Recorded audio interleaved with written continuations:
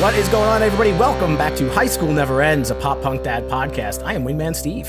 And I am Chris 183. Oh, guys, we have an awesome episode in store for you today. I'm going to start quick shout out to our patrons because we do that every episode. Tom, Nick, Ashley, Steve, Sam, Punkish Dad, and Jason. Thank you. You might actually be listening to this early if you're one of our Patreons. But we have a super special guest. You might know by the episode title. He is somebody that you know. He is a musician. He's a podcaster. He's the voice of Chuck E. Cheese and Danny from Phineas and Ferb. Ladies and gentlemen, the originator of High School Never Ends, Mr. Jaret Reddick. What up, man? Yes. Wow. Thank you. Hi. I actually do get to hold that title, even though the song, I ended up doing it as a co-write. I had that title written down for, I'm going to say years. And it's sort of like Getting Old Sucks, but everybody's doing it. Same. I had it written down for years and just never found the avenue. And then High School Never Ends was the same thing. Like I knew what I wanted it to be about. And then one day me and Adam Schlesinger from Fountains of Wayne we had just gotten back from lunch and he's like, "You got anything?" And I'm like, "Man, I got this title, and sort of like where I want it to go." And he was like, "No, let's write a song about the tabloids." And I'm like, "Let's just combine them."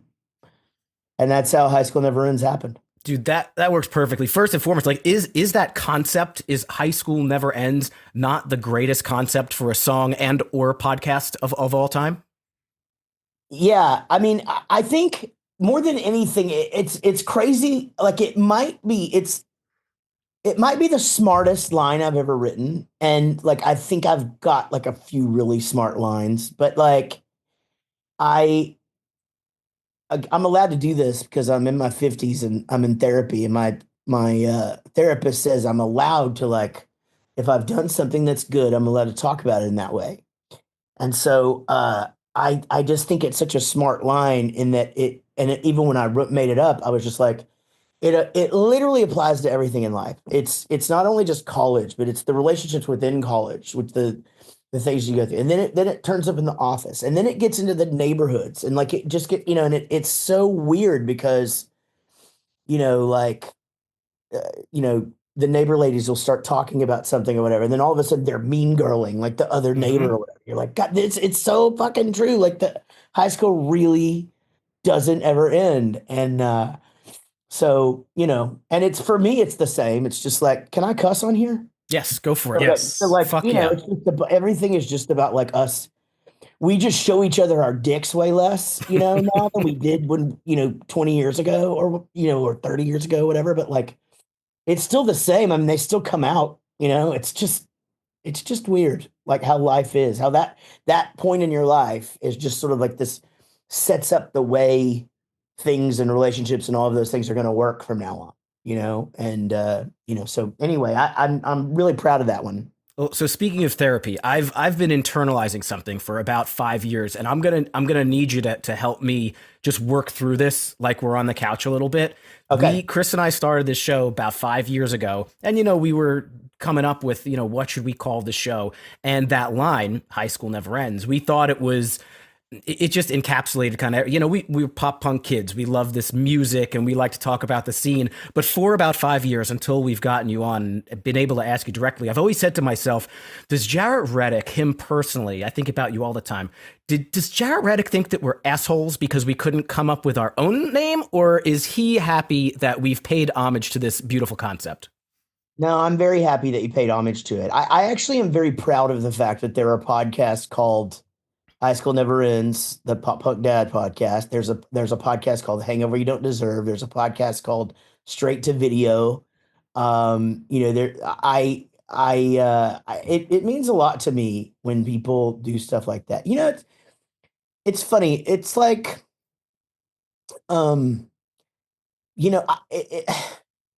it's like when you hear about the actors and stuff that are, or musicians or whatever, that are sort of bothered when people approach them during certain times in their life, and I certainly do agree that there are more convenient times than others, but at the same time, once that stops, you're irrelevant, and I don't really mean that as a human, but certainly as a performer, and And so, my kids are taught to stand up and take the photo if somebody comes up to our table during dinner. Like it's hilarious. They'll all three stand up. You want me to take it? And and then the people will be like, "Can you be in it?" And they'll go, "No." And then, and we're done. Right? So anyway, I know that's a little bit off topic, but I just think things like that are so cool, and just the fact that you guys, and I like the fact too that you kind of got your own spin on it, and that's the same thing with both the other two things, that both of the other two podcasts aren't necessarily about the song.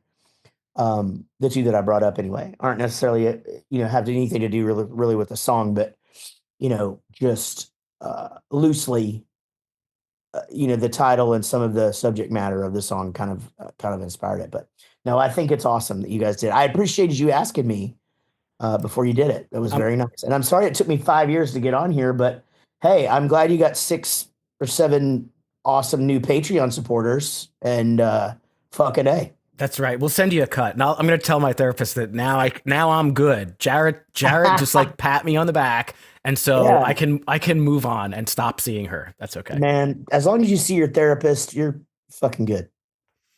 And Awesome. you think about it for us, like, the idea of high school never ends, it was perfect for where we were at. Steve and I, we've been friends for a while. We were not friends in high school. We don't even know each other. And we really didn't know each other through the height of all of this pop punk music. We didn't really we started to work together in the early, and let's say 2000, what, 10, 11, somewhere in that first time frame.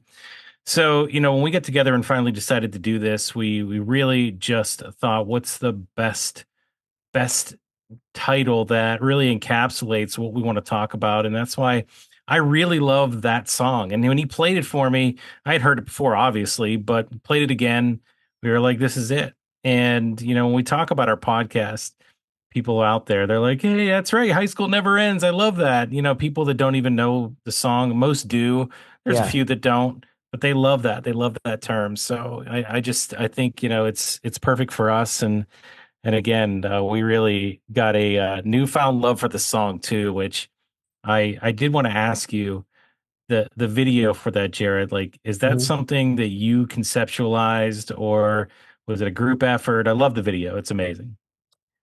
That particular video started with an idea of mine, and then I think we combined something that Chris had said, and then the directors kind of ran with it. Like having the Tom Cruise look-alike guy is just a tidbit, that we really didn't think of. Army of Freshmen being in it was all just accidental. They just happened to be close. Um, but us falling out of the van, is a Fast Times at Ridgemont High thing, and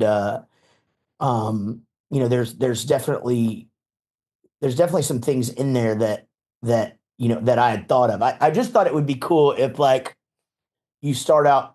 I always wanted to have kids play us, and that was the one thing. And so I think I was more thinking more of like having it be like half the kids and half us. But I think it worked out really good. I mean, and there's so many tidbits about this song in the video. We could probably do an hour on it, but um, You did that with Krista Makes. We'll keep it, well, I'll tell you. Okay, you're right. And I talk about like how I came up with the OO part and all that shit. But I don't know if you guys know this, but the kid that played me in High School Never Ends then comes and plays me in When We Die Mm. as like an older teenager. And so in the When We Die video, he's the one that like, Cats in the Cradle thing. Like the dad is like working on the car. It's like, hey, and he's just like, yeah, I don't have time for you. And he goes and he jumps in the van. And so just little tidbits like that about our videos. You know how we always used to feature the video before in the Hmm. next video.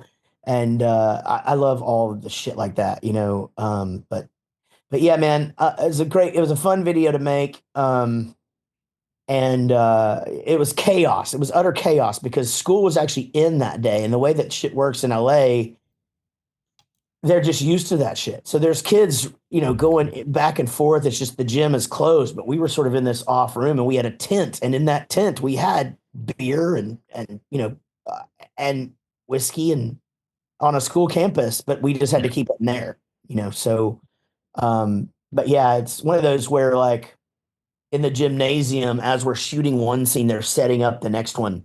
And that's one thing that's really cool about shooting in like big warehouses or in gymnasiums like that. But yeah, again, I think that one just kind of started as me going, I really want to have kids that look like us come play us.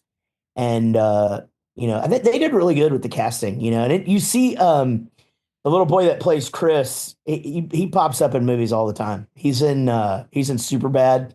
Oh shit. You just catch him and shit all the time. That's awesome.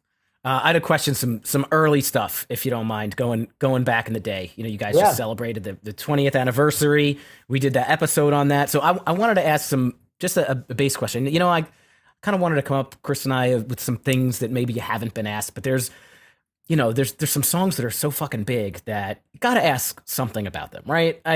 So obviously Girl All the Bad Guys Want, 1985 were songs that, like, to me, that took the band, like, each time just to just another level. I found out about you guys right around when Girl All the Bad Guys Want came out and got that album and fell in love with it. And then 1985 after that. And obviously the Grammy, all that stuff. So what was it like for, like, during those two songs, during those, like, album cycles, like, having you guys go from, I don't know exactly how big you were before that song, but from where you were to after each one of these, like, giant fucking super hits that, like, people know now, even if they don't know who sings it, like, everybody knows those songs. What was it kind of like for you after the blow ups? Each one is sort of leveled things up. I'll say this. So, like, when we were recording, started in 94, recorded Drunk Enough to Dance in 2002. Until that song was a hit in 2003, we were still in a van, so we were still pretty much just paycheck to paycheck, and a paycheck was however much money was left over at the end of each month. And we just split it up, there was, and were you just in Texas, or you going across the country at that point? No, so we had been touring all over the country since the 90s. Okay. We were just road dogs. I mean, we would pull into a town if we didn't have a show that day, and I would just go into bars that I knew had bands and be like, "Hey, do you guys have a band tonight?" And they'd, "No." "Well, you want one? We can play a show for $50 and 5 hamburgers and a case of beer." And it worked all the time. Every time we would do that, all of the people that would call their friends and say, "There's just some band here from Texas that's going to play," and there'd be 20 people that showed up. But we would make really good friends with those 20 people, and then that would be a place where we would stop next time, and there'd be 60 people, and then there's 100, and then it would sell out, and we're always staying at their houses. And we did that so many times that we were really, really good at it because we had started doing that in Texas in the beginning, and so when Girl the Bad Guys Want was a hit, we basically call that our airplane years. It's the start of us going from rock radio, which was, we had never really done much. In Texas, we had killed, but pretty much anywhere else, we had really not done much. So, but we started doing radio shows for these pop stations, and so we were on airplanes all the time. And so it was like, you play a show, you stay up drinking all night, and then you get on the airplane at 5 o'clock in the morning, and then you go to the next place and you go load in and you play a show and you get drunk, and then you go and you do that every day. And it was fucking awesome and terrible all at the same time. But the bitch song had kind of hit in the UK, so we had a little bit of a buzz going over there, which is really why Jive even let us do another record. And so that song was blowing up in the UK. So we were going from, being an opening band to a headliner in, just a matter of months. Whereas we had really, really worked for it here. It's probably we were probably headlining by our fourth trip to the UK. And so things got to a good point here. We ended up on a bus here in the States. We were getting radio play. Punk Rock 101 did okay. It did really, really good on Radio Disney. And then, we had some really good movie stuff happen with Jimmy Neutron and a couple of other things. And so we were starting to also meet people, and that's also when Warped Tour became a thing for us. And so there was a lot of really good things happening. That's where I caught you first, at Warped Tour. Yeah, and so that was sort of like next level. And also quite frankly, I got my first my first ASCAP check, and that actually meant anything. And it's crazy because my ex-wife had just lost her job, and all of a sudden we got our first fat check, and and it was just like, what the fuck? Like, I mean, it's not as much as it sounds, but to me, it was all the money in the world. I mean, I just couldn't believe it. It was more than three figures. I mean, I was just like, what the fuck is this? You can get this from playing music. I had zero idea, and so, yeah. And then when 1985 hit, you know, then it was like really different, because then it was like we were on MTV, and that's sort of when it started, like pretty much just getting recognized everywhere and seeing ourselves on TV all the time. We were used to seeing ourselves on TV like in other countries, but there were no stations that really played Girl the Bad Guys Want. So in Canada we would see it, or in the UK we'd see it, or Japan or whatever. But like now we're on VH1 and MTV here in the States, and like every morning you could turn on the TV and it's like us, Fountains of Wayne and Keen, and, and then some 41, and then Simple Plan, and so yeah, that's definitely when things started to go to the next level. And like when you have like a hit like that, and then two in a row too, because Almost did like actually really really good on the radio, and it's a huge fan favorite too. So Yeah. and then Ohio didn't do bad, it wasn't horrible, and so yeah, both of those things definitely changed our lives. Changed the way that we traveled. Change each week. I think we got a new crew guy each time. He'd say, okay, we'll add one more. Um, and so again, I think at the beginning, before Girl the Bad Guys Want, we were still carrying our own shit in, right? So by the end of that, we weren't. And I haven't touched a guitar since 1985 that I wasn't playing. Like I don't. I'm in the The country song, band. not the year. Yeah, I had to change my own strings in the country band the other day, and I was just like, I fucking know how to do this, but it was a little silly, me trying to do it, but it's You can YouTube that. 100%, yeah, and I know what I'm doing, but I got it done. Sounds good. I think one of the things that stand out. Sorry, Steve, just jumping in there. So one of the things that stand out to me is the music, and you talk about the success that you had going into these random bars, and 20 turned into 60, 60 to 120. I think that's a factor of the music that you guys were making, and the fact that it sounded good, people could relate to it, and it's stuff that people wanted to hear. But the question that is that, is this what you personally really conceptualized the sound for this band to be? Or did you have another thing in mind when you guys first started Bowling for Soup? Did it end up sounding the way you wanted it to, or were you planning to go in a different direction? So when we first started the band, the idea was for us to be the punk rock Beatles. And that's what everybody could sing. And so if you listen to the first record, not a lot of people do, but there's a couple of gems on there, but uh the self-titled, Eric sings 30% of the songs, and he used to stand in the middle. I stood stage left, and all that was by design. Like I was trying not to have a front man, and I knew I would talk more, and so keeping him in the middle, and it meant a lot. And then Lance, original drummer, talked a lot too.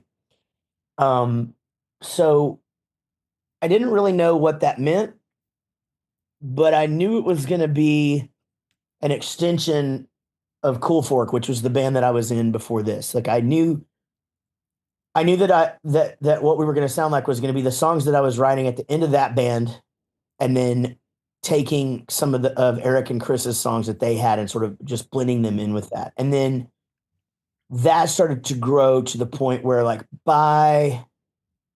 and then we did, so it was self-titled Cellmates, Rock On Honor Ones. By Tell Me When to Whoa, I knew what we sounded like, and I knew that really pretty much for the next however long we were together, that was our thing. And I don't think you can really deny that we still kind of sound like that. It's just obviously we're just better. Things have changed a lot in 25 years. I it's weird. I can sing higher than I did back then, and I can actually play the guitar fairly well now. And obviously we have a different bass player and a different drummer these days, but um, well, Gary's been in the band for 26 years, so it's weird thinking of him as the new guy. But when we're talking about the past, I'm like, yeah, Lance was there, but he was there for 3 or 4 years. Even Rob's going on like 10 years now, something like Rob that. has been in the band like a fourth of the time now, and that's just it, right? It's like even that it's weird when people are like, I miss Eric, and it's like, I mean, I miss him as a human being, but in the band, like, he hasn't been on anything in fucking 10 years. It's not that long. It's 8, I think. And yeah, he's been here since 2017. And so, but yeah, I definitely had to think, and my deal was, Chris, the way that I always like to answer this question, and if you guys read what I say, you probably heard me say this before, but you know, I like when bands evolve. There are a lot of bands that I like that Faith No More is a great one. I actually think their second record is my favorite, although I think their third record is my favorite. But there's the first one with Mike Patton is the real thing, and that one's a great record. But Angel Dust is a masterpiece, and they're obviously a completely different band by then. So I'm a fan of that, but I'm also a fan of Bad Religion and No Effects, and for the most part, Green Day. I know Green Day does sort of like venture out here and there, but they always come back. It's like, but I will. Well, actually, even then, Warning is one of my I think in my top 3 records, and but the Descendants. So Bad Religion, Descendants, No Effects. I like that I can buy one of their records and I know what it's going to sound like. I know what it's going to make me feel like. And that's what I wanted our fans to be able to depend on us about. And it's a conscious decision. It really was. Like, I was just like, I really, the only time I ever strayed from the formula was Lunch Drunk Love. And that was just because I was going through a divorce. That's when I discovered what depression was and all of that. So it leans a little darker, a little bit more angry.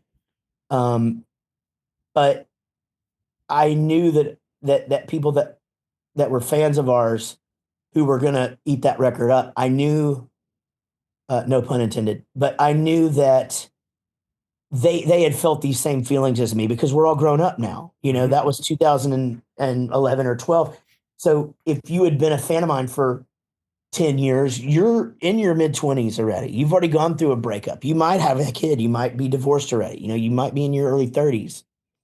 And so that's really the only time I ever sort of just took. And even then, musically, it's pretty much the same. Where do you think that, like, the Bowling for Soup fandom, like the people that show up at the shows? So I saw you guys, it was last year, I think, in Philadelphia. It was the full band show. I saw you acoustic too, just with Rob, and I have a question about that later. But what do you think? Like, I kind of felt like, I'm in my early 40s, and I was like, kind of looking around, and where do you think like the average age is for everybody? Because you guys have a lot of different things that you do, right? Yeah. You have the kind of Disney and cartoon-ish kind of things. You have people that have been listening since Girl All Bad Guys Want or before that. Like, what do you see from your vantage point? I see it being just as diverse as it's always been. I mean, because we were a bar band, in the 90s. And then when we would go play, whatever, this family picnic, fireworks extravaganza or whatever, the kids were already always into it because it was fast, and you can understand me when I sing, which I think that's a big reason why kids like us, is because you can understand the words. And I'm really big on enunciation. I don't know if you guys have ever put that together, but I like for you to be able to understand what I'm saying.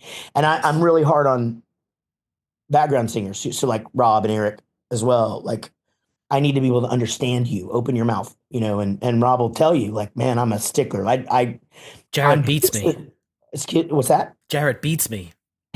I'm just as much of a stickler for enunciation as I am pitch, whereas a lot of people would be like, oh no, that's a cool performance. It sounds good. If I can't understand the word, then it shouldn't be there.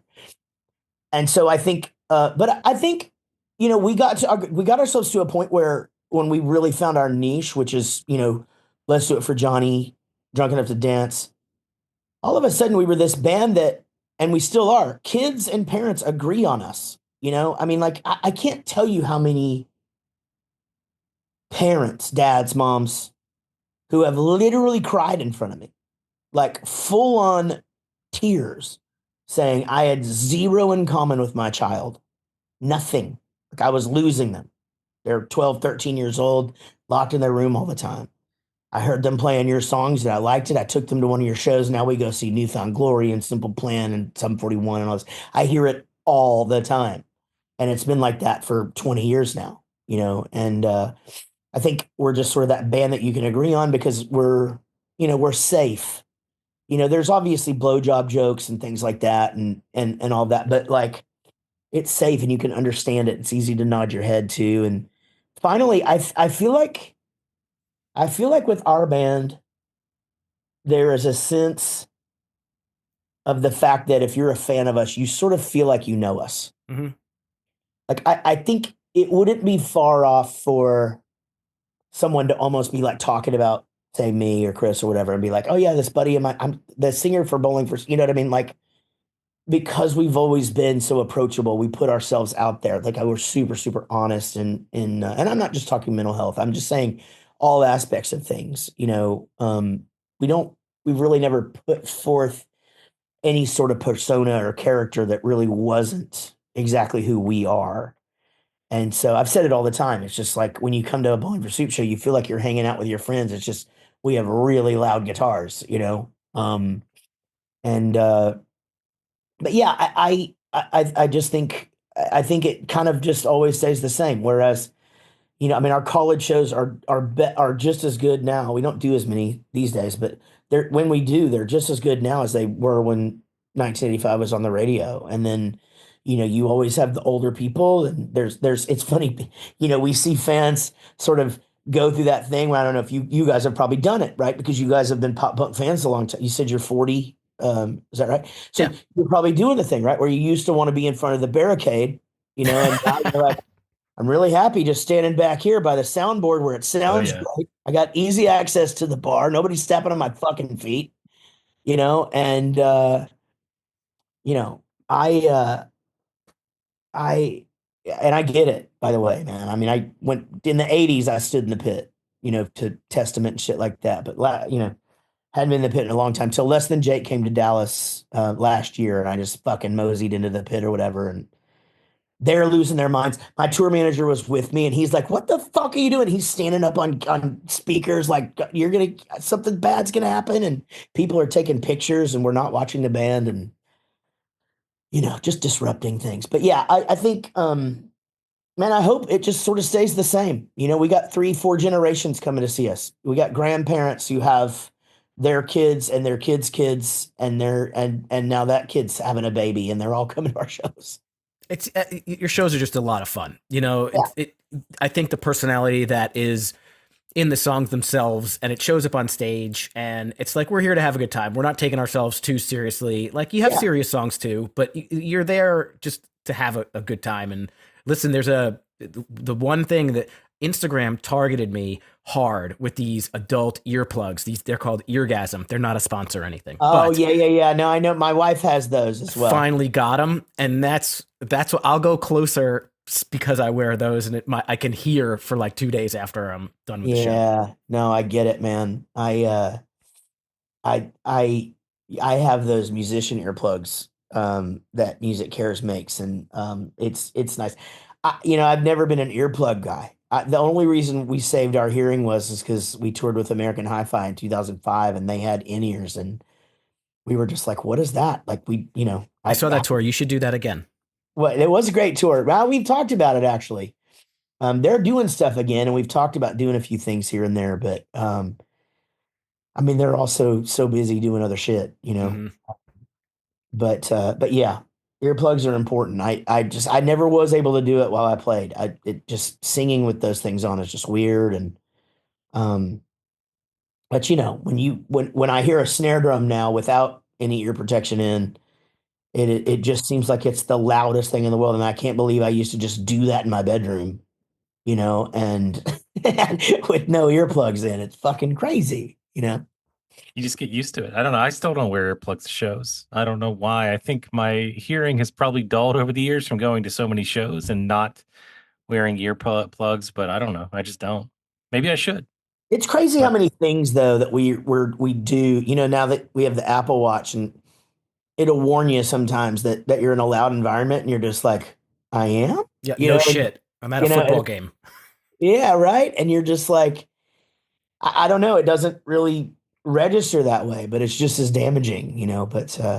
But yeah, kids wear earplugs. And Gary always did. He was the only one of us that came in, and his mom was just adamant about it and would take his drumsticks away if he didn't have earplugs on. My mom tried, but I just couldn't do it. uh, I just So wanted to expand on one of the things you said before about the enunciation. I know this is kind of, going back to that, but I'm just really curious in that, you talked about some of the bands you really like or some of the bands that you listen to. Does it matter to you whether or not those bands that you listen to are good with enunciation of words? Because I'm thinking back to like a Green Day, and Mm. you think about a song like, I don't know, I'm just going to pick one off of Armitage Shanks. Like I could barely understand what he's saying in that song unless I look at the lyrics. I loved it. It's amazing. But does that bother you, or do you still enjoy that? No, I enjoy it. I just don't know the words to anything. Green Day is in my top 5 favorite bands of all time, and I have no idea what the fuck he's talking about. I have no clue on the words to that, and there's Descendant songs that I can't understand, and yeah, it doesn't bug me. I mean, for the most part, I don't think can really understand most singers. That's why misheard lyrics are so big on social media, right? Because it's Yeah. like you can make them say anything you want, but no, I mean, he's never really been an enunciator. I mean, those first few 7 inches and where I first started listening to them back in the, 89, 90, I couldn't understand a fucking thing he said. I still don't know any of the words to those. Like I figured out the words to Welcome to Paradise, and I was like, okay, I've got this one. All And right. There it is. but Yeah. still, like it is sort of fun though, because I'll learn those songs. And as long as, the guys just join in or whatever, I just impersonate him. I'm not making fun of him, but like can make it sound like I know the words, Mhm. That's right. That's the trick. I played Yellow Ledbetter for my son in the car just to see what the reaction would be. And I said, just give me one or two words here. And he couldn't do it. He couldn't do That's it. another thing is like he kept doing that with his song titles. And I used to do that. All of my song titles used to be word association games. So they would have nothing to do with the song itself. And then I stopped doing that because I was just like, well, I want people to know what the song is called or whatever. And now I don't know what any Green Day songs are called. Mhm. But, Very what do you cool. know? So we did an episode last month. We do like a theme each month, right? And we were doing records that came out in 2004, and so we did "Hangover You Don't Deserve." And a question I asked Chris and our other guest, and I said, if we ever have Jared on, I want to ask him. Yeah, I'm just curious, how come Last Call Casualty is not set staple? Because I just love the concept of that, not quite to the High School Never Ends, extent, right? But Yeah. the fact that there's this thing about, the lights go on, the bar closes, and you pick up that phone and you make the call that you shouldn't. Yeah. And I've seen you guys a bunch of times. I missed the one that was the anniversary one. So I assume you probably played that at the last Yep. run, but I'm curious, how come that one never caught on as one that's like all the time? Mainly because at that time, we were doing a lot of 30-minute shows because we were playing a lot of radio shows. Mm-hmm. And so we were coming off of, having 2 major label records at the time, and there were ones that you had to play. You had to play Girl the Bad Guys Want. You had to play Punk Rock 101. You had to play Emily. Had to play the bitch song Sucker Punch. Belgium. It really just sort of got pushed back to the back. Also, we were playing. Oh, I Don't Want to Rock was our opener back then. Just God, there's so many songs. We just had so many songs, and we were still doing like Scope, which was on Rock on Honorable Ones, and Dance with You, and so really, yeah. Again, like I said, it just sort of got pushed to the back of the line. And then the more albums you do, the less you're playing off of each one of those new ones. Right. A lot of bands, will go out and play 5 or 6 new songs. I don't think that we could get away with that. We just have such hardcore fans, and I get it. You want to hear some of those deep cuts, but quite frankly, 90% of the people are there to hear the hits. And it's like, you got to do that. But that all of that being said, that particular song probably will now be more of a staple because we've been playing it this whole tour. Was there a good crowd reaction? Say one more time. Was there great, like, did the crowd react really well to it? Yeah, they love the part where I go, so if I get drunk and call you up, and then they'll sing the don't get when it breaks down. And that always makes me really happy. Like if we're doing a song where it's not a hit and the people are singing along to it, man, it's just makes your heart very happy. I've been waiting for that one, so I tell you the one though that they love is fucking, which I hated. I actually didn't like the song until this tour, and it's really grown on me. I love it now. But people love "Next Ex-Girlfriend." That song, people Good song. love it. Didn't we want to ask him something about that, Chris? I'm just getting a beer. I'm listening. Yes. I can't. That one, yeah, I can't remember. Was it something tied to the lyrics? Yeah, I think it was like we were trying to figure out what the like concept is of I don't want to get inside your mind or your pants. I don't want to waste my time with love and romance. I want my next ex-girlfriend. But that's right. I'm trying to think where was our brains? We were trying to figure out like you're saying things that like you do want to do if it's a girlfriend. So is it that you just want to go out with the girl so that the next one you're with you can refer back to this one? Pretty much, yeah. Because you're saying, tell everyone I'm good in the sack. Mm-hmm. But all your friends were giving you flack. So you just couldn't put up with that. So no, you're never taking me back. You know what I mean? So like you're basically wanting this reputation. You're building your rep. Yeah, you're just wanting to be like, oh man, I want like a super hot ex-girlfriend. That was my concept. It'd be cool if like there's just this fucking chick and like you don't ever really even do with her. I don't want to get inside your mind or your pants. Like I don't want to meet your dad. I don't want to hump your sister. So how many sisters do people hump under normal circumstances? Well, it's in a lot of my songs, but it's in that and Running from Your Dad and several other ones actually too. So I guess quite a bit, one can dream. Yeah. Sure it happens. I'm sure it happens. Hey, I wanted to ask you, so with Ohio, I love that song. It's one of my favorite ones.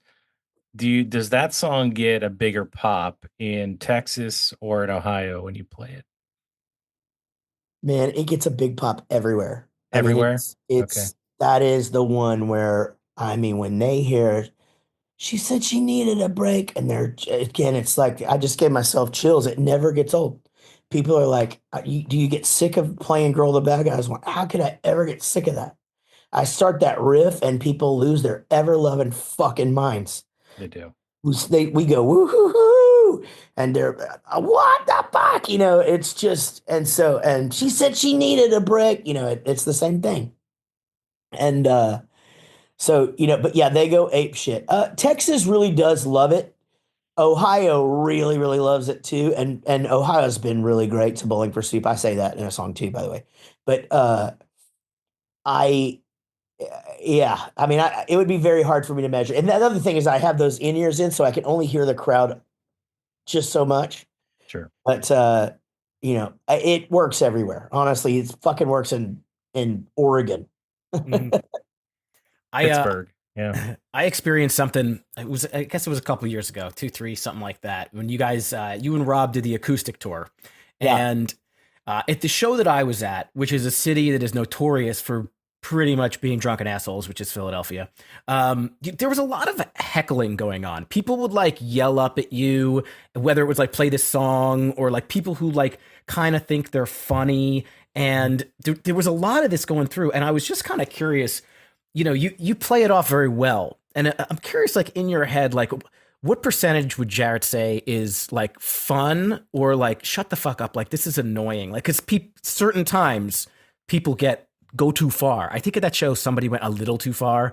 But you're like super nice about like telling somebody to like, all right, enough. But I'm curious, like, does that annoy you?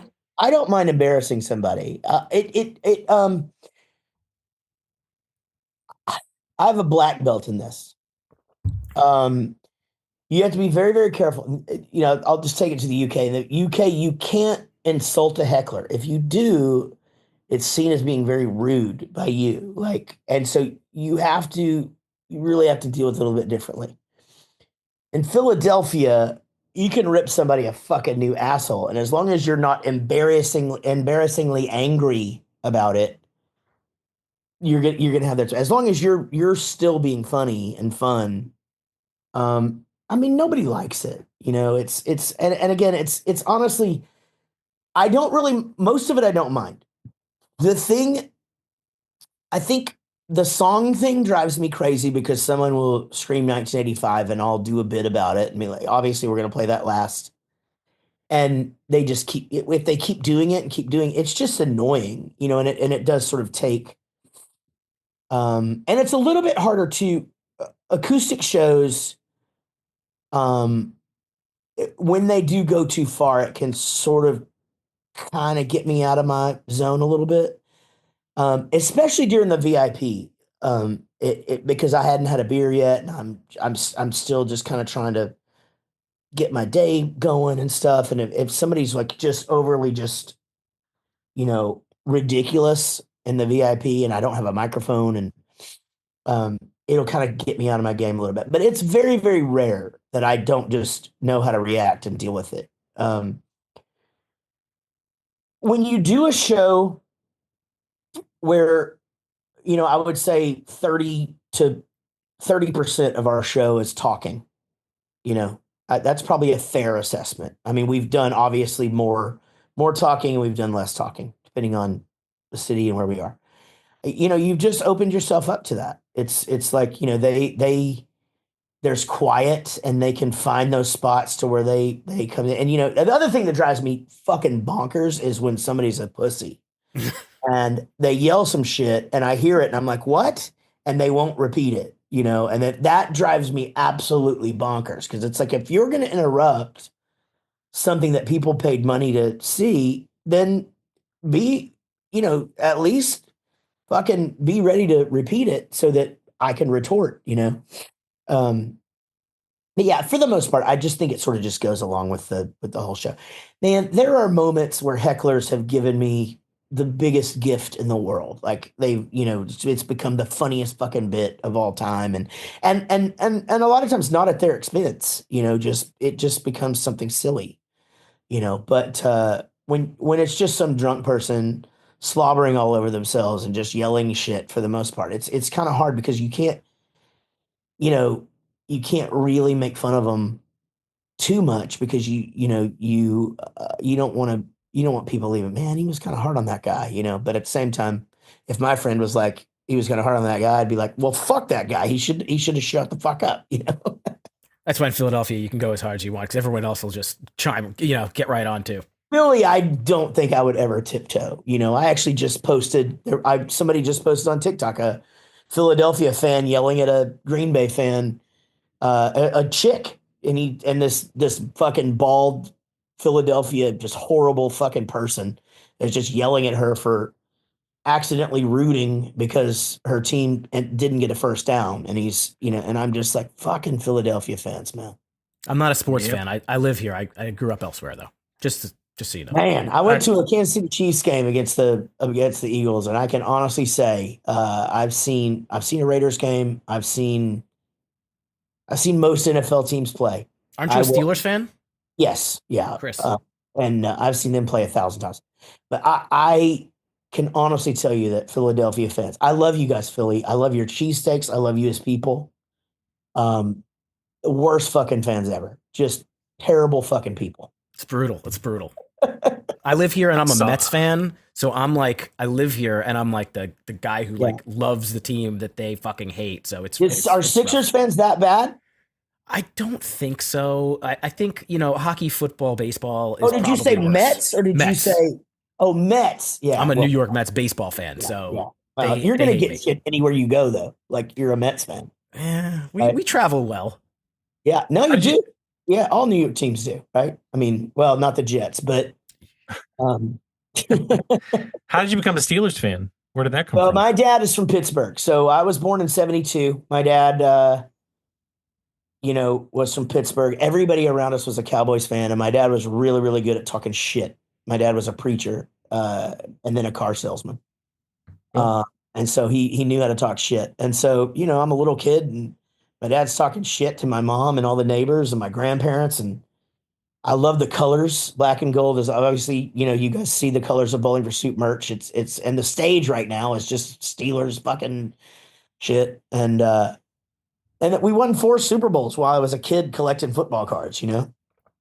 And so, I loved them all through school. And then, I sort of, once I found music, I pretty much stopped following sports. I wasn't crazy big in it. I got into basketball then in high school. So I was more, and really I was just a fan. I just liked all teams. I really wasn't a Mavericks fan. I am now, but at that time, you had Michael Jordan and Patrick Ewing and Charles Barkley was my favorite player and Charles Oakley and Greg Doherty and just all of these amazing players at that time in my life. And so,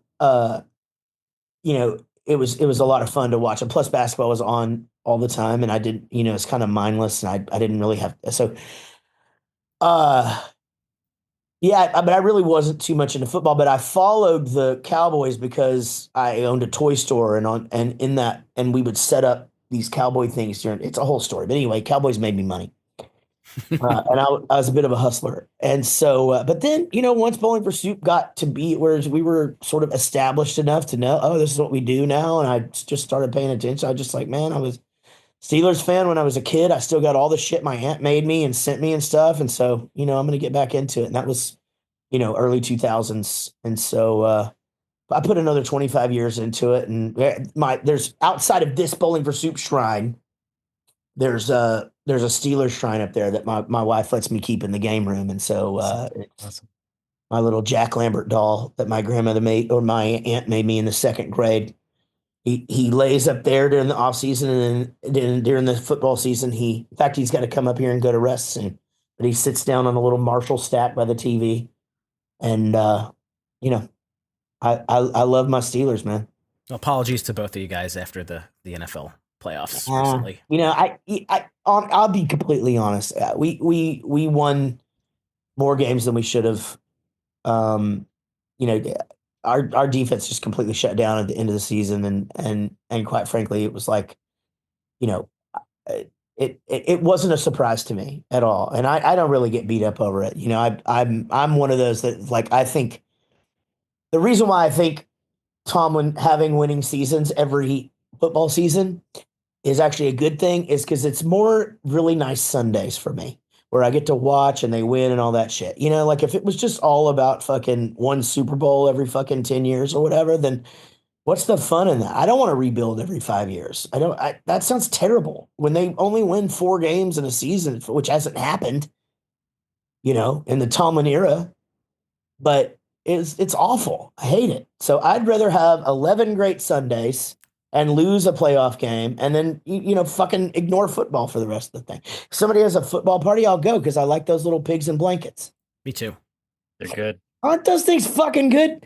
They're the guys delicious. make those for me on the days off sometimes. So like when we have a day off, we rent an Airbnb. And so and we try to have bus parking so we can go in. Everybody can do laundry.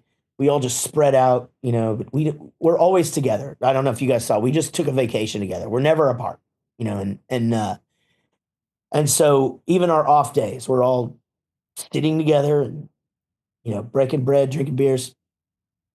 And, but yeah, a lot of the guys are really good cooks. Makes breakfast, and then Gary and Dave will prep food all day and then make food and shit. But about every 3rd one, Dave makes me a batch of those little pigs in blankets. Fuck, those things are good. Should add that to the VIP experience. Have Bowling for Soup cook you, some appetizers or soup, maybe. I mean, that would play well. I don't know. Soup before a show sounds terrible. Just yeah, sloshing around in your stomach and. So we don't want to take up too much of your time. I want to ask you a couple of things about what you're doing now. I'm in no hurry. I'm having a blast, guys. Oh, awesome! All right. Well, some questions about things that are current. We did some back in the day stuff and some random stuff. So how did you decide that you wanted to kind of take the style that you're doing and do something different and break into country music? Well, so I've been a country fan my whole life. And when I say country, I don't mean Nashville country. There's some of that I like fine. I mean, my daughter and I have a fondness for Luke Combs, and there's a few other Megan Maroney. There's a few other of the later ones, ones that are newer that I like fine. But you know, back to my parents, when I was a kid, we did a lot of trips, and they were in the car. We didn't have a lot of money growing up, and so we had a lot of road trips. And my parents loved music. There was always music playing in the house. There was always music playing in the car. There was music playing outside.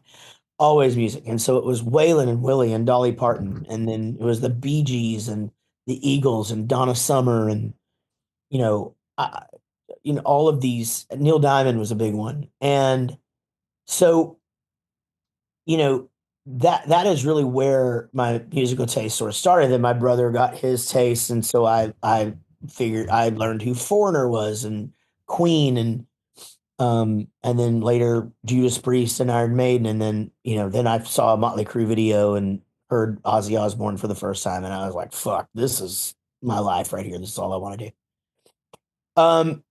But those Willie and Waylon songs and Dolly Parton and Kenny Rogers and all of that stuff just has always just been such a big part of me. I feel like they taught me how to write lyrics, the stories, right? You listen to there's everybody that I just mentioned. If you listen to one of their songs and you think, oh, okay, like there's a guy and a girl, or there's a guy and another guy, dude that are fighting, or whatever it is, there's a story, and there's some sort of a beginning, and there's some sort of can be some sort of a conflict. My thing is that I take it and spin it and usually make the guy the hero, and whatever, because I write brokenhearted, funny love songs, right?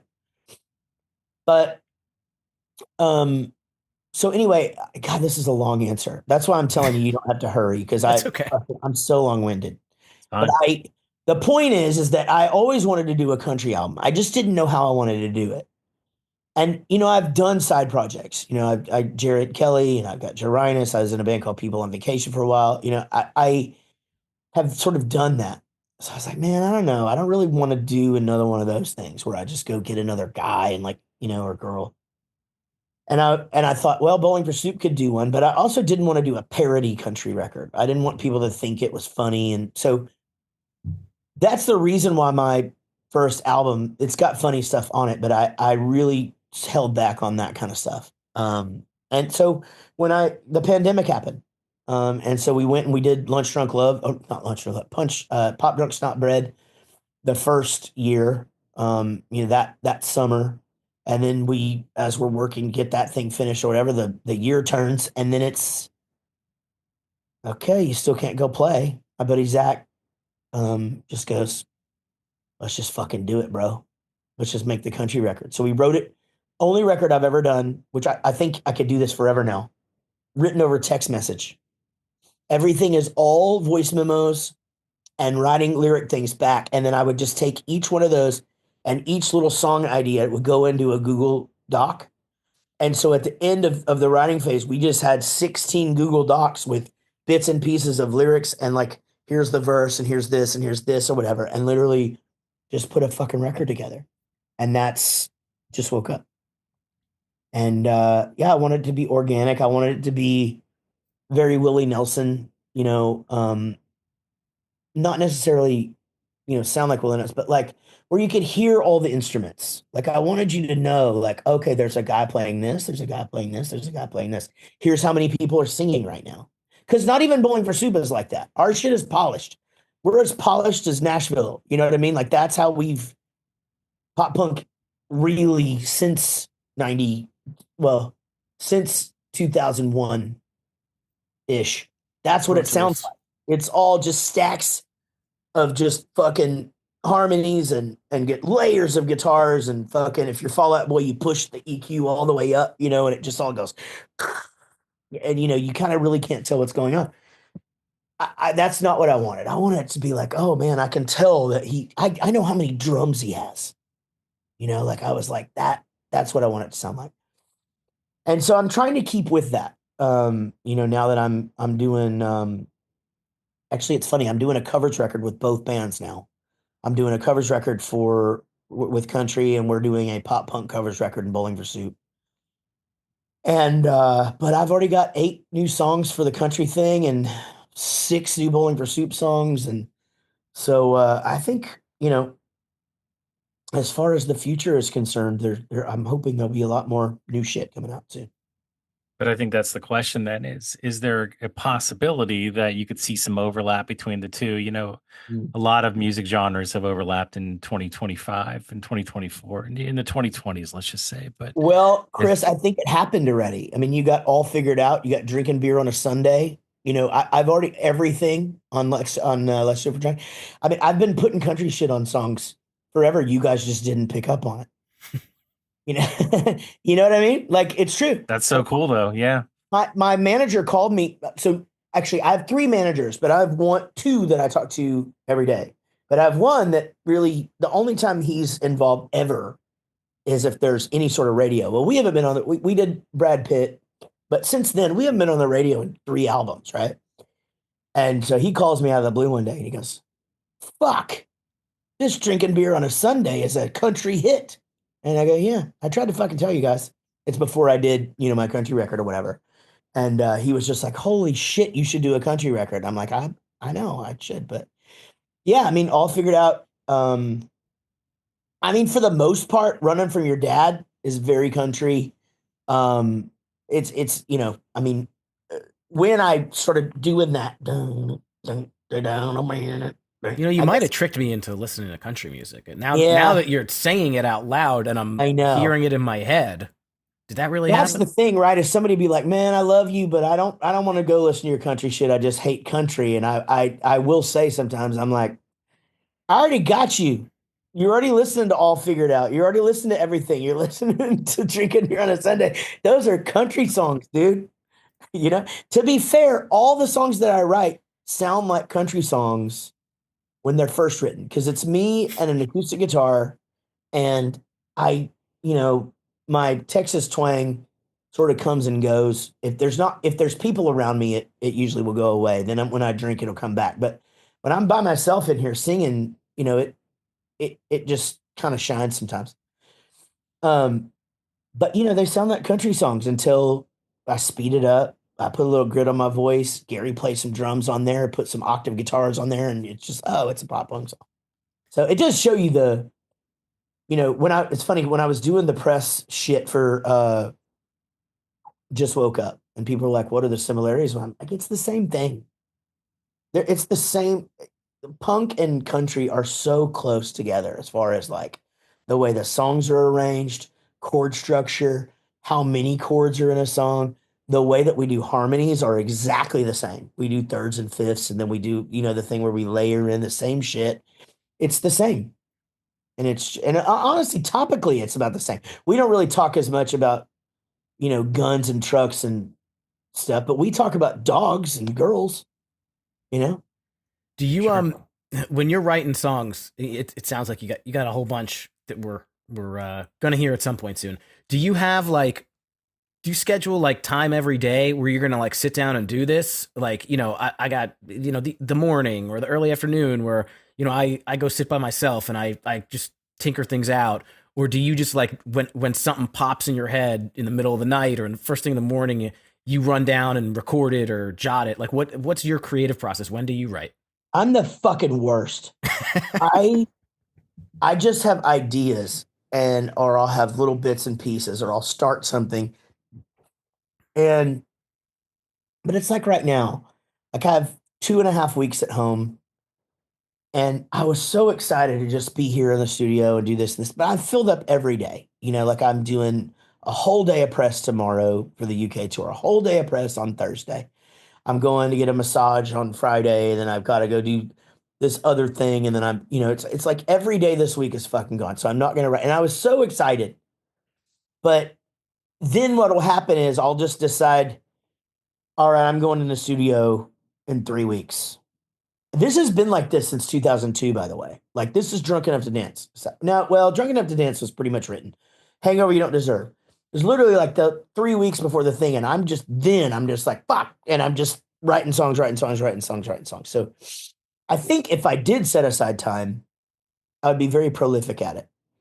But my problem is that I think all the songs I write are good.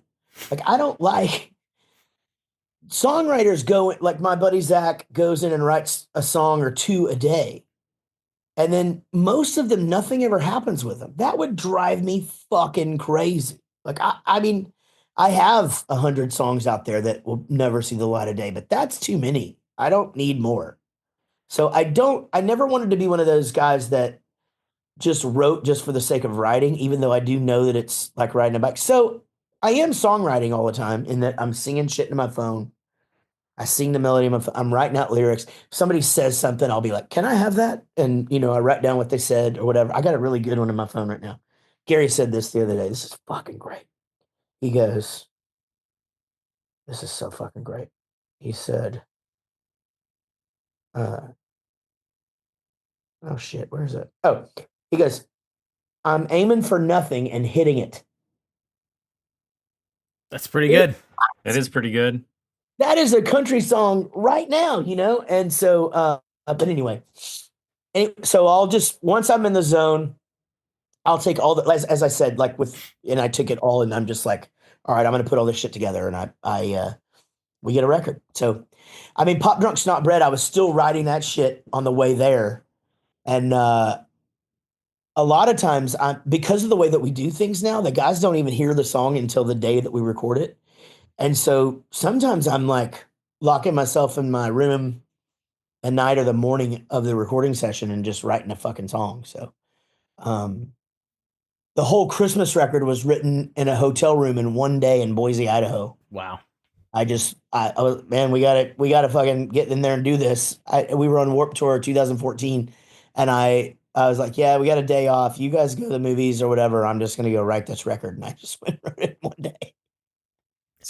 So you kind of went through it real quick, but that was interesting. You talked about a hangover you don't deserve and how you had to knock out those songs pretty quickly. Like so you didn't have a lot of songs already written for that, is what you're saying. Like you had to come up with the majority of it in a short amount of time.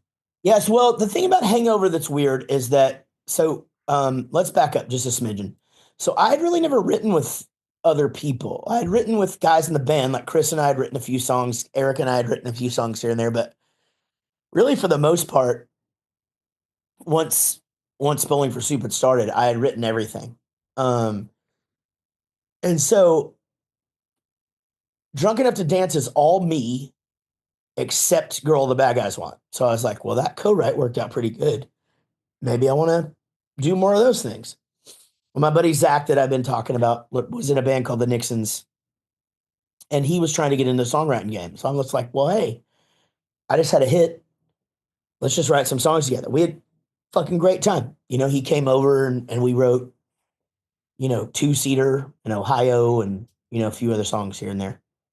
And so, yeah, I went around and I did a couple of co-writes, but as far as like, just getting it all together and making sure, and then making sure that I had the songs in it that I wanted or finishing things or whatever. Yeah, it was all a sprint. It was all just, again, taking all of these ideas or these, I'm really bad about if I'm writing a song or if I'm writing a song with Linus, that song gets fucking done. In other words, done. If I sit here and I'm writing a song at my desk, I start programming the drums before I've even written the chorus. Like I'm already okay. Well, this is gonna go this way. This is gonna. All right. Well, then we'll do. Okay, then I put this in here, and then I'm playing bass on it or whatever. I'm saying the verse, and I haven't even written the bridge. Kind of thing. And me and Linus are about the same way. But if I go into other co-writes, most of the time, I want to get in there, get the meat and potatoes out of it or whatever, and get the fuck out of there because I don't. I don't obsess over certain things. Like I don't need for us to have all the lyrics written. I'll write the lyrics, and the second verses are famously written while I'm singing it in Bowling for Soup. That's a true story. Hmm. There are so many second verses that I'm just like, hold on, guys, give me 5 minutes, and then they turn my mic off, and I'm okay, I'm ready, and then second verse is done. But like I said, if it's me writing it by myself, I have a tendency to finish it. And then if Linus and I, he's a very, very big finisher. So He that sounds dirty, but but yeah, we always make sure we have it done. The Big Finisher. That's your next album Big title. finisher. Our next album is called Bowling for Soup's next album is this is exclusive. It's called We'll Party If We Have to. That fits right in. It's Right in. perfect. Right? Print it. All of the press people will pick up on that. We'll see. Yeah, they will. So with everything that you're doing, you know, you got Bowling for Soup, you got the country career, you got family, kids, podcasts. Like, how do you find time and like juggle all this stuff? Well, I have a very patient wife who loves me, loves what I do, loves to see me do what I want to do. I got awesome kids. My two oldest ones are both in college, so they're like little unicorns. I don't see them quite as much as I'd like to, but they both text me every day. Just I feel like I won. Like that's as much as you can ask. And then my 12-year-old is just super chill, and he doesn't require a lot. And so the biggest thing is that all of this stuff that I do, and what's funny is that I hear you mention all that stuff, and it hasn't gotten in there yet, but social media is such a huge part of my day. And Dude, that one that you did with the girl who was it ended up and you were like, no, that's Sum 41. It was only a yeah, few days ago. That was hilarious. yeah, thank you. Yeah, that was a good one. But I just love doing that shit, and I love sitting in here and writing songs. I actually like sitting here talking to you guys. Like, I love my job. And so I don't really have to have a lot of free time. I've gotten better about taking care of myself these in the last year or so, as far as like, making sure that I'm getting outside and exercising and eating better and all that shit. And I do take time for myself and go to therapy and all that. Like I said, I'm getting a massage. All that's about self-care, right? Like I have to make myself do that. Otherwise, I'll just sit in here and like I forget to, I know I'm a fat guy, but I forget to eat. Like I'll get working and I just haven't fucking eaten in, 18 hours. And it's just like, oh shit. Um, but yeah, I mean, I got a great team around me too. I've got great managers. I got a great band in Bowling for Soup. I got a great band in the country band. Great producer for the country band and a great producer partner in Bowling for Soup. And it's nice. I got a lot of help, and but I micromanage just enough to keep myself feeling like I'm in control of all of it. But and I have friends outside of this that I spend time with, and so I'm not just working. But I will say I don't really have anything else. I don't I'll golf 3 or 4 times a year, go fishing every couple of years. That's pretty much it as far as hobbies. My hobby is making people smile. My therapist says that's okay. So like I said, it makes me happy to do funny videos and to write songs and to uh talk like a mouse and all that shit. It fulfills my day. And then long as I got enough time left over for the dogs and the family, and then I'm a happy guy. That I'll tell you what, that talks like a mouse, Jared. That fascinates me. I'm the biggest Chuck E. Cheese fan since I was 5 years old. Yeah. The one around me just closed. It was like a really sad day, but The one around me man, closed like I too. love it. I love Chuck E. Cheese so much. So many memories. So really Yeah, into that. same. I really lucked out. We had a showbiz in Wichita Falls, and then my grandmother in Lawton had a Chuck E. Cheese, so I kind of had the best of both worlds. And Wow. but it's funny to end up being him. I was just fascinated by Chuck E. Cheese when I was a kid, and to you know, I guess it's 12 years or so, that I've been him, maybe more. I it's wild, but um super fulfilling. Ian from Newfound Glory, literally just before I started talking to you guys, sent me a picture of his daughter singing "Where a Kid Can Be a Kid" because they've seen that commercial 20 times today. How did That's that, awesome. I'm sure that you've told the story, but I don't know it. How did that actually come about?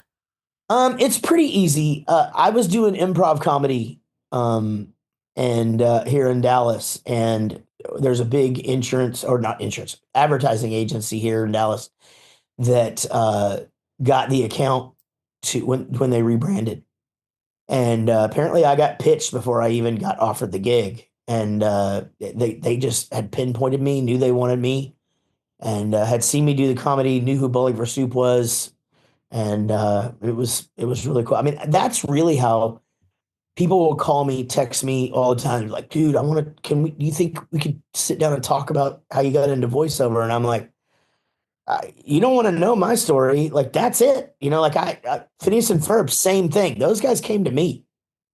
It's Jimmy Neutron, same thing. Like, I didn't seek any of this out. Like, it all just, it's because I either did Bowling for Soup or I did comedy or I did this or I did this or they met somebody or whatever. But, it's always, it's pretty much everything um, that I've gotten in that world is as a result of something that I've done outside of that world, which just goes to show you should put 100% into everything that you do because you just never know.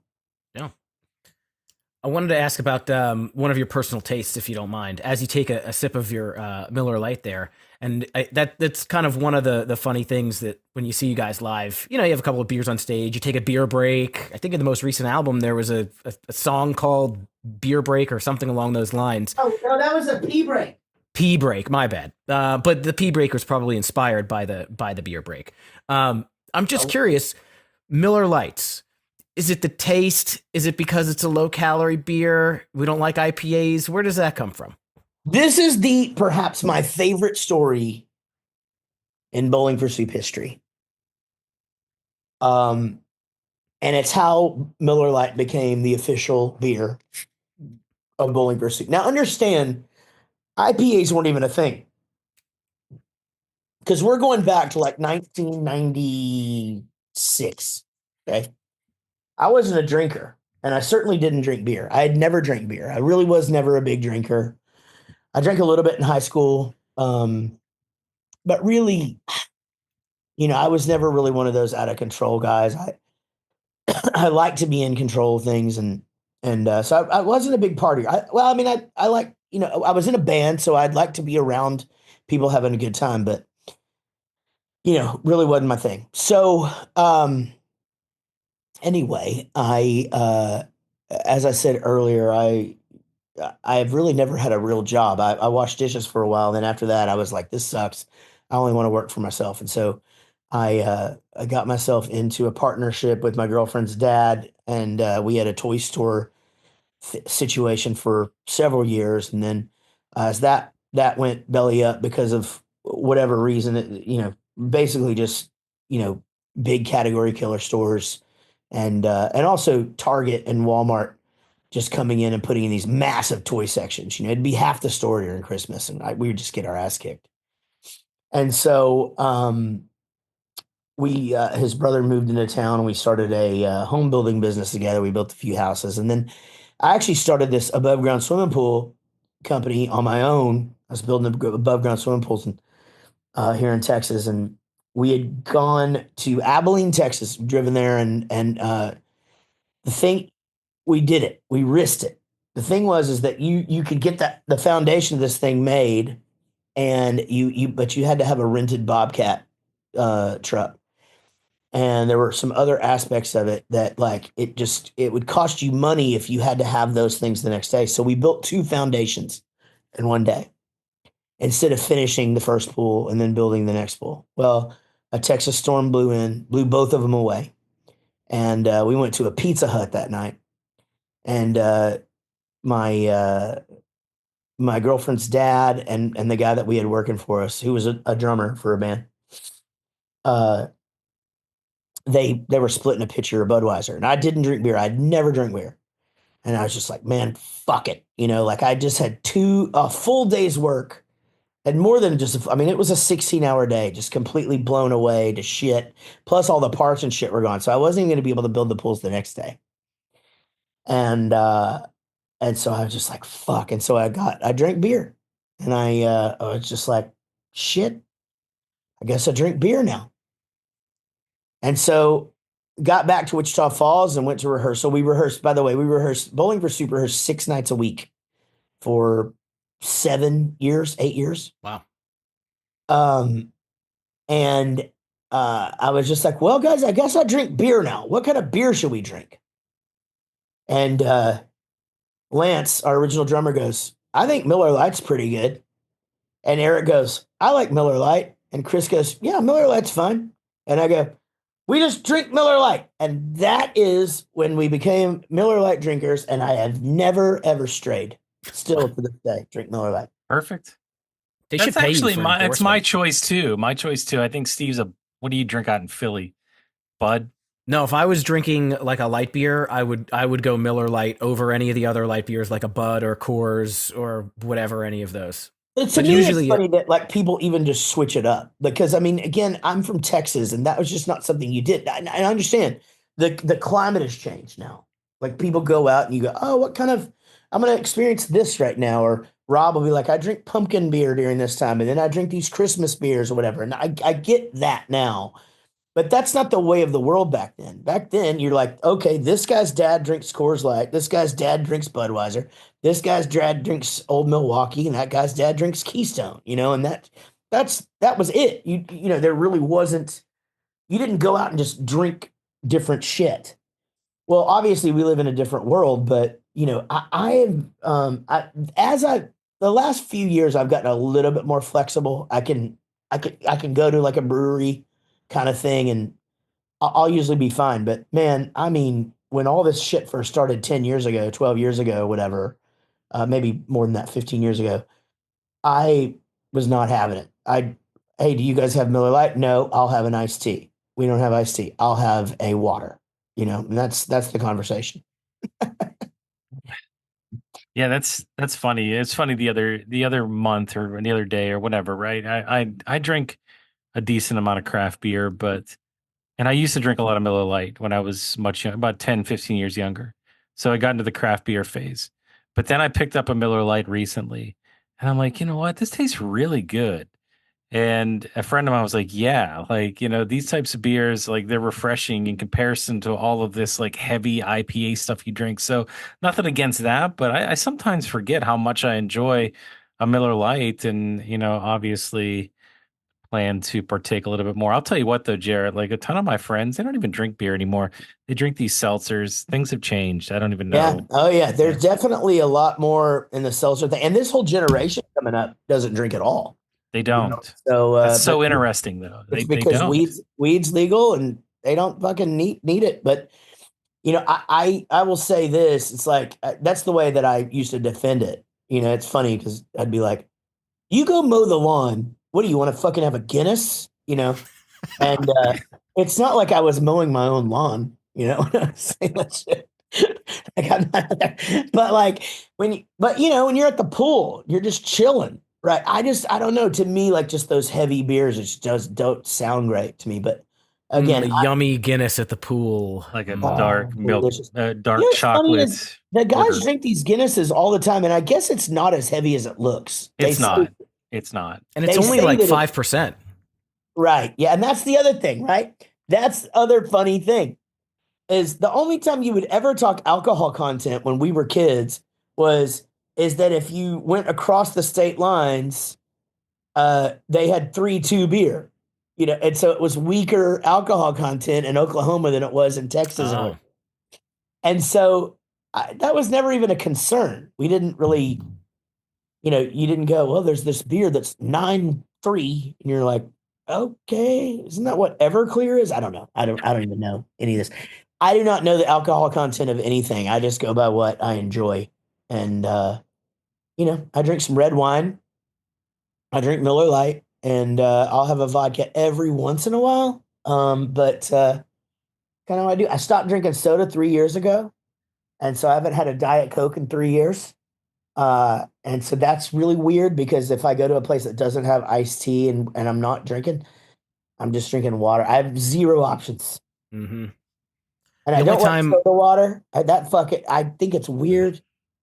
But Gary and Rob drink the shit out of this seltzer water. Not the Trulies, like Oh, the flavored ones like Like Spin Club Topo soda. Chico and Yeah, stuff like yeah. that. Yeah. Mhm.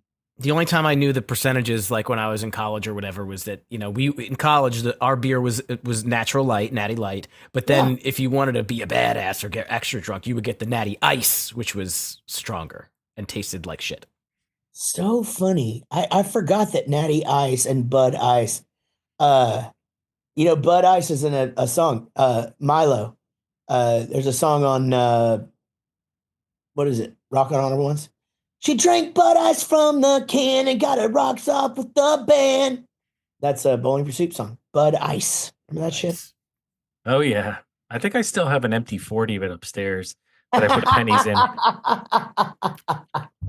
But I mean, look, I stayed true to Miller. Even in college, we drank Beast. Beast was the way to go, and that was the cheaper Miller version. So, Milwaukee's best.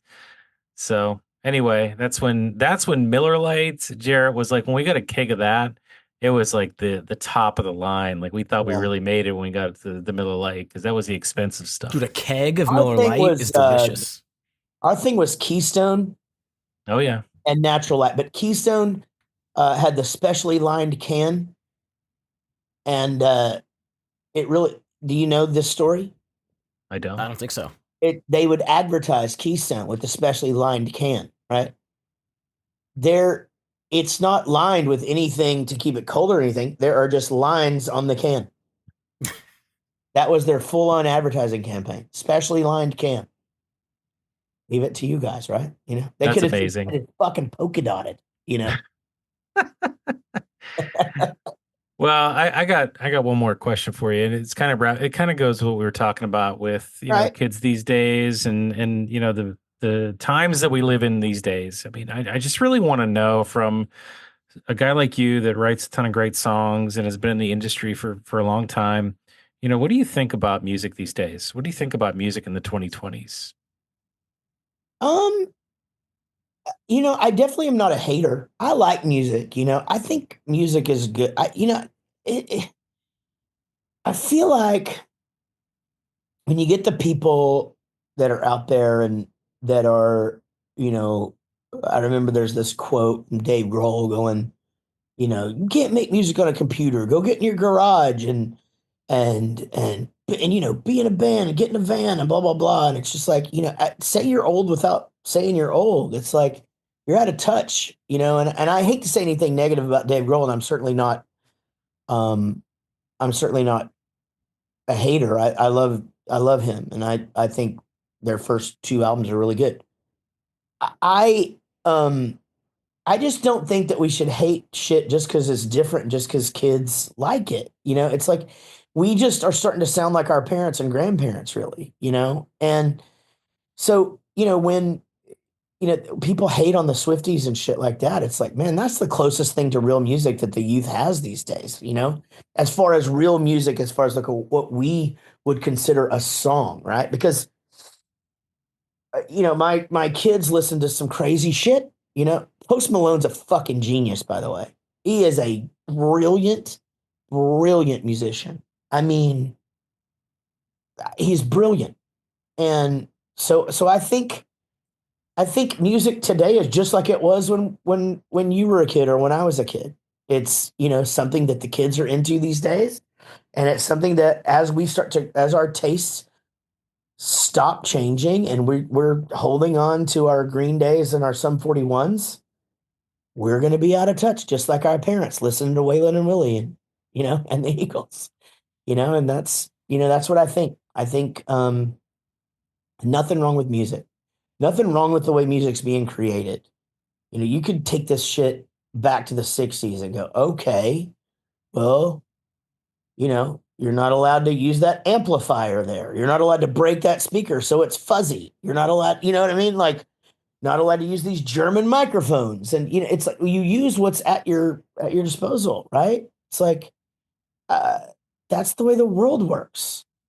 And what other profession are you penalized for using the best equipment that you can get? Like they don't go, oh shit, you football players should all be using Rydell helmets from 1983 because that's real football, like nobody wants to see the leather helmets come back.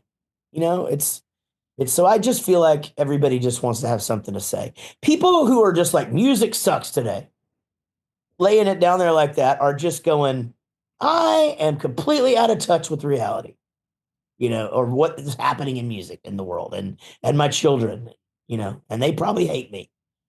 But, you know, I don't know, man. I think Juice World was great. That's who my son was in. My oldest son was into. My son, but my kids get into cool shit too. Both my boys got into Weezer, really, really, really heavy. Both my boys got into Eminem, which I am a huge fan of. You know, my son, my youngest, he likes Metallica and Green Day and Slipknot and Hatebreed, but he also likes the shit that is big on TikTok. And fucking A. Yeah. What's wrong with that? It's just like I liked some of the shit my parents listened to, and I liked shit that they literally have never heard. And honestly, it's I've never heard an Olivia Rodrigo song. I can honestly say that, but I'm sure it's great. It's pretty good. I liked it more There's than some Chris stuff did. that's better than others. Yeah, for sure. Yeah. I I'm think sure it's just a matter of opinion, though. Yeah, it's just, and you're right. People come off by saying it all sucks, but that's not fair. I mean, I think that there definitely is some really good stuff out there, but it's like you said, it's a matter of opinion. It's what you like, right? It's what you You know like, and what, if Chris? You know what, Chris? It's like this. Music is subjective. right, So we all do this thing where we're like, Metallica sucks, you know? And it's like, well, they don't. First of all, they're the literal biggest rock and roll band in the world. But I personally don't care for it, but we won't take the time to say that. That wasn't coming from me. That was what that person should have said. sure, yeah. But people do these blanket things. Oh my God, this band sucks. I personally think Pearl Jam sucks. But when I say that, I'm saying that is not for me. Do I understand why is my friend Kit's favorite band? No. But he goes all over the fucking world and goes to see them. And I love him very much. But I'm like, I don't fucking get it, right? But you know what? Whatever. He may not like the color orange, and I think the color orange is cool. And my favorite actor might not be your favorite actor. I think Leonardo DiCaprio is the greatest actor of this generation. You may think it's Matthew McConaughey. You're wrong because he whistles his S's. It's fucking annoying. I think you legally have to say Brad Pitt. I fucking love Brad Pitt, by the way. Brad Pitt's good. I love him, and I think he's a tremendous actor, but he's not in the fucking same conversation as Leo. I'll give that to you. Who do you guys think is the great of that age group, right? So if you need clarification, tell me. But I would say in that category, it'd be Johnny Depp, Robert Downey Jr., Leo, Jamie Foxx. I'm just giving you examples of who would be that age, and then you guys tell me who you think is the best actor in that particular age. I think one of those was in order. Yeah, one of those is pretty good. I would throw Ed Norton in there. Ed Norton's very good, and he's, I think, of that. Fantastic choice. It's just interesting because he's done. I feel like he does less movies now. Yeah, he hasn't done a whole lot that I know of, super recently. But back in the late '90s, early 2000s, he was on a roll, man. He was on a tear, wasn't he? No, yeah. You forgot Tom Cruise. He's not on that list. I actually think Tom Cruise is a great action actor, and he's fucking great in a lot of things. I think, again, nothing against him, and it's definitely not my personal feelings about him or whatever that I wouldn't let that. I just sort of think he just does the same thing all the time. Like you don't see like Robert Downey Jr. a little bit, not really actually. Leonardo DiCaprio can fucking look at you and then look at you over in a different way, and it looks like two different people just by his mannerisms. I don't know. Yeah, I guess he's good. He's good. He is good. He is good. I wasn't trying to sell this on you guys. Y'all still didn't give me an answer. I said Ed Norton. Oh, you did. That's true. You had a list though. You gave us people to choose from specifically. No. I was just trying to get you in the zone of who's that age. Hmm. That's a tough one. Okay, I'll go Depp. I'll go Depp. I'm gonna go Johnny Depp. I'm interesting. a fan. That's an interesting choice. I like it. I don't hate it. I don't hate it. Okay. But you stand behind I your like the fact that choice. he did a movie with Leo. He did. Yeah, He what's did. eating Gilbert Grape? That's a movie I never saw either. And I don't want to get down that rabbit hole, but I never saw that movie. And it's always been a movie that I'm like, yeah, I probably should see that. You've So got to see it because you've got to see how good of an actor Leo was when he was a kid. Because all you know him from is when he was a kid was from the sitcom or whatever. If you're Growing that Pains, yeah. old. Dude, unbelievable, unbelievable. Sorry, I got us Okay. off track. No worries. That's I what we Take love do it your here. show actually. back, guys. Jesus. No, We're giving it to you. I love that conversation. I love getting off track, Jared. So that's right up my alley. And I appreciate you answering the question about music today. It's very subjective, and I think it's very polarizing. But hey, I think there's a lot of great stuff out there, and we love to talk. This show, we're centered in that early 2000s time frame, but we love talking about it all. So we're right there with you. I mean, and even it's funny. It's like even new country is it is to me unlistenable. For the most part, as I said, my daughter and I are fond of Luke Combs. I think that there's some artists here and there that I think I hear songs. I'm like, oh, that's great. Um, I, it's fucking hard because I want to say, oh, it all sounds the same, or it's all the same formula, and it's all. But again, that's exactly what our parents would have said before. It's like, how can you say that the Black Crows don't sound like the Rolling Stones? Mhm. Or, again, or Aerosmith. Those are Yeah. three bands in completely different genres, and they all three sound the same. But It's it's so interesting how popular country has become. I don't know if we talk about that all the time, but like there's all of these bands in the mainstream. If you look at some of the football games that were on recently, like actually New Year's Eve, it was 80% country bands that were playing. It's crazy. it's the It's final crazy how frontier. I guess It's so. also the final frontier. It's the last kind of music that's selling.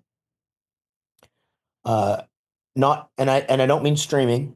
And I'm not a streaming hater either. You can ask me that if you'd like, but um, people still buy country records, and it does happen. But they're figuring it out. The producers of that kind of music have figured out how to, you know, what the formula is, and it's the new pop. That's exactly right. That's what it is. It's the new pop. I mean, when we were that age, I mean, I know there were people that like country, but we definitely wouldn't listen to. I wouldn't have listened to country at that time. We want to listen to pop. In the early 2000s, we'll listen to whatever was out, 50 Cent or Ja, whatever. Right? You had There a was a few bunch of things different that options. crossed over though. You had Faith Hill that was going both, You're going right. both You're things right. and things like that. You've always had things that go back and forth, right? But now country is that's what college kids do, man. They go to and they listen to country music and shit. My son loves this fucking Zach Bryan. I think a couple of his songs are cool, but it's not my thing. To me, Zach Bryan just sounds like Connor Oberst uh, with an updated hat. You know, Connor Oberst is Bright Eyes. You know what I'm Okay. talking about? Hmm. Yeah. You fucking listen to that new Zach Bryan album and tell me that that is not a Bright Eyes record. He made a Bright Eyes record, and I'm not Check it talking out. shit. I'm just glad he made it popular. Fuck, maybe people will go back now and listen to the Bright Eyes shit and go, "This guy was onto something." Well, Jared, we always like to, at this point in the show, we always like to do something we call ranking. It's everybody loves lists, right? They love to do lists. But for you, we've talked about a couple of the things you really like. I'm going to throw you two different scenarios and you can choose. I don't care which one you choose. Either way, it'd be fine. The first one, it might be a little bit harder, it might not, but really what it would be is your top five all-time favorite Bowling for Soup songs. I'm not going to go albums. I'm going to go songs. Okay. And if that's not something you would like to partake in, I would also love to know your top five albums of all time, not just pop punk, just top 5 albums of all time. So you choose which way you want to go. All right, let me see if I can do both of them. Both is awesome. Nice. Do it. Because I got a new beer. This is my 4th one. After this, I'm going to go watch TV with my wife. I'm going to chill for a little bit and do a whole day of press tomorrow. And anyway, this has been nice, guys. This is fun. All right, here we A lot go. of fun. Yep. Top 5 Bowling for Soup songs. Now, will you please clarify for me Yes. to play live, like song, near and dear to me, to my heart, or whatever? Could you just give me a side category, because I need to be a little bit more specific in my answer. I think, and it's a fair question, definitely something that I can answer. I think the people would want to know to play live. I think you hit the nail right on the head. Top 5 Bowling for Soup songs you love to play live. Let's go with that. Here we go. Number 5, Friends of Mine. Number 4, Turbulence. Number 3,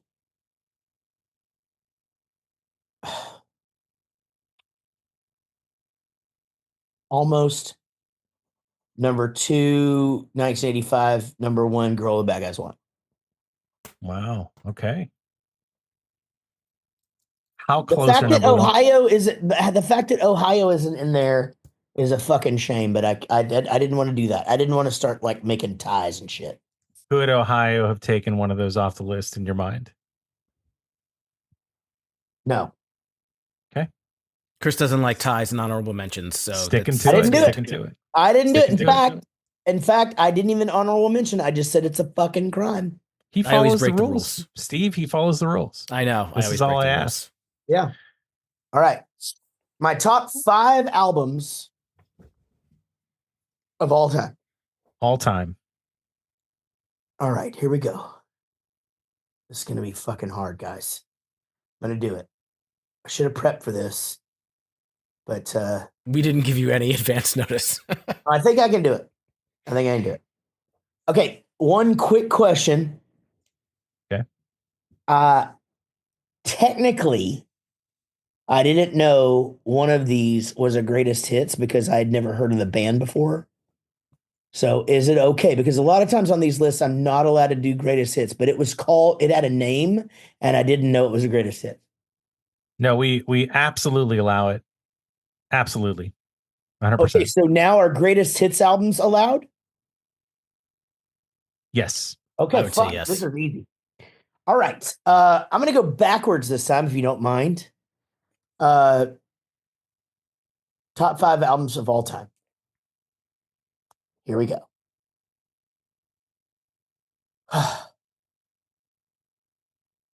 No, I'll go in reverse, like I'm supposed to. Yeah. Number 5, Frank Turner, Love Iron Song. Number 4, Green Day Kerplunk. Number 3, Eagles' Greatest Hits. Number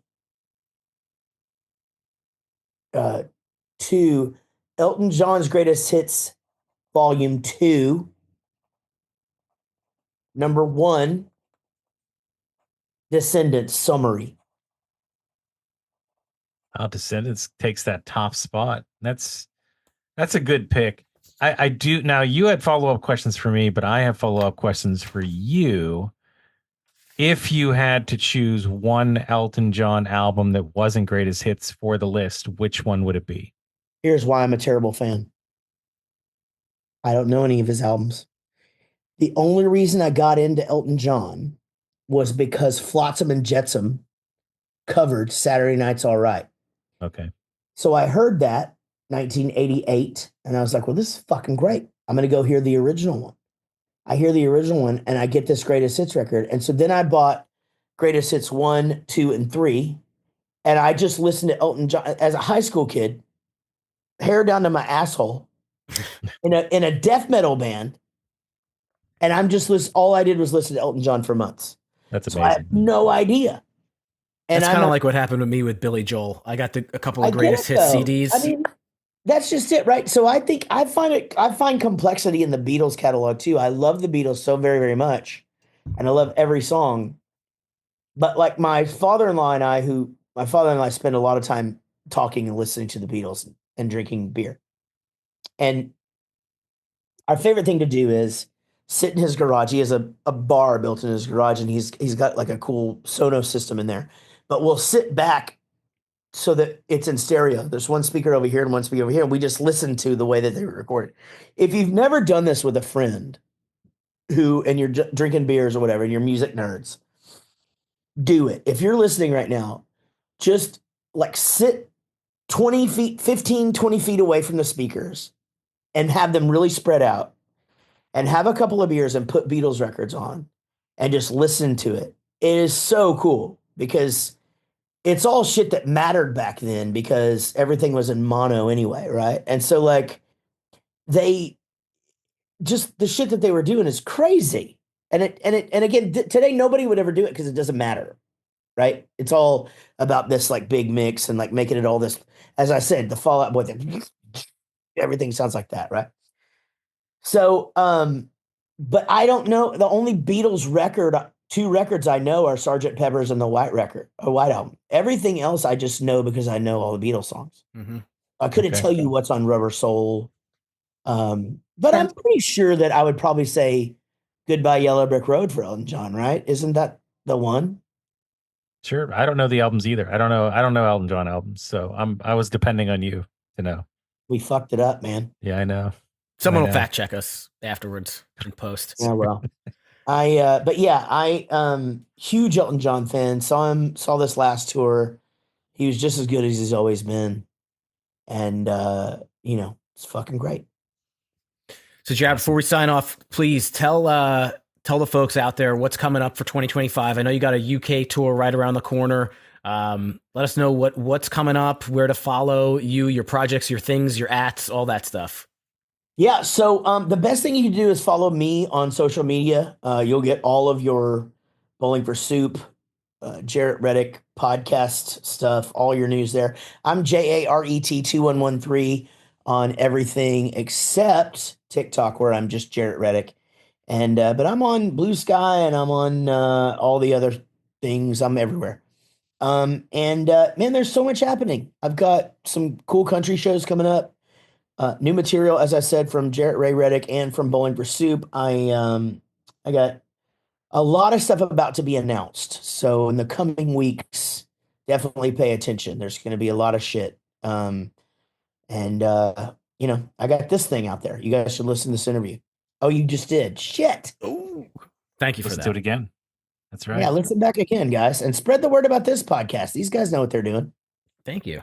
Appreciate that, Jared. And I'll tell you what, like the anticipation for this conversation has been building for us for 5 years. So it's everything that we thought it would be. We appreciate you. We appreciate this amazing conversation. And thank you again. And hopefully everybody out there enjoyed it too. If you did, we'd love to hear from you. Check us out, Apple Podcast. Leave us a review. Give us a 5-star rating. And also don't forget about our shop. We have some cool stuff there to buy, like, I don't know, mugs, jackets. We don't have gloves, but we should have them. You can check that out at www.hsnepod.com. That's our hub. That'll link you directly to both of those things. Yep. And from that hub, you can check out our Discord server, the other places we're on social media, mostly Instagram. So it's at HSNEPod, like High School Never Ends Pod. And we have a Patreon. So if you want to support the show, you get some bonus content. Just go to patreon.com/HSNEPod. Jaret, again, thank you so much for your time this evening. We will see you in all your projects on our Zoom screens and in real life as soon as we possibly can. We will be back. Man. I know you're on your outro, but I do want to say something. We just talked for 2 hours, and I really enjoyed the conversation. You guys, this has been really cool. I do a lot of these, and sometimes they can be painful. A lot of times they're they're fun. This has been a lot of fun, and you guys are awesome dudes, and I could see myself hanging out with you guys. And I'm still not going to drink an IPA with you, Steve. But I didn't say I like IPAs. I was just asking. Oh, okay. Well, cool. Then we'll drink a Miller Lite. I'm down. Let's do it. Yeah, we'll do it. But this has been a lot of fun, guys. Thank you for having me, and I appreciate the kind words. And I do certainly appreciate you guys. Knowing so many things. It's very flattering. So thank you very much for having me. Dude, thank you. Again, we've been following you for, I don't know, it's more than 20 years at this point. I remember the first time I saw you live was at a Warped Tour, but you guys weren't on like a main stage, you were on a side stage. It was like 2:30 in the afternoon and there was like 40 people there and I was right in the front and you guys were just doing your thing. Twirling the picks and dancing and goofing off, and I was like, "This is some good shit." And we've been seeing ever since then. So thank you for coming on. This was really really cool. Open invitation if we ever come up with a fun topic or a game or something we want to play. Yeah, maybe we'll chat again. I would love to come back anytime, you guys. Thank you. I didn't mean to interrupt your outro, but no, that was good. It made it better. How about this? I'll tell you the outro and you say it. This way, that'll be really cool. Then we can pull this clip or something. Fuck yourself, San Diego. That's it. No, it's keep on rocking your dad bods, throw up your rock hands, and blast the pop punk. Keep on rocking your dad bods, throw up your rock hands, and blast freaking pop punk. Jesus Christ. Maybe one more time like Chuck E. Cheese. Would that be cool? No, I can't do that anymore. Oh, sorry. They won't let me. Oop, my bad. Anyways, Jaret said it. Thank you guys for listening. Bye-bye. If you're enjoying this podcast or any podcasts on the Dragon Wagon Radio Network, be sure to check out the Dragon Wagon shop. You can tout your podcast pride while supporting your favorite indie podcast network. Make sure to check it often for new items and limited time designs. So shop now at dragonwagonshop.com. Get your dragon swag on. It's Dragon Wagon.